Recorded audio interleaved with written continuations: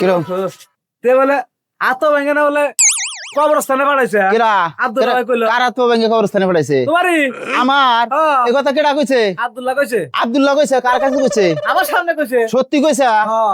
ওর আজকে আমি কাল্লা কাটমু এই কথা কইছে তো সামনে কইছে। ওক আমি আচ্ছা কাটমু গলা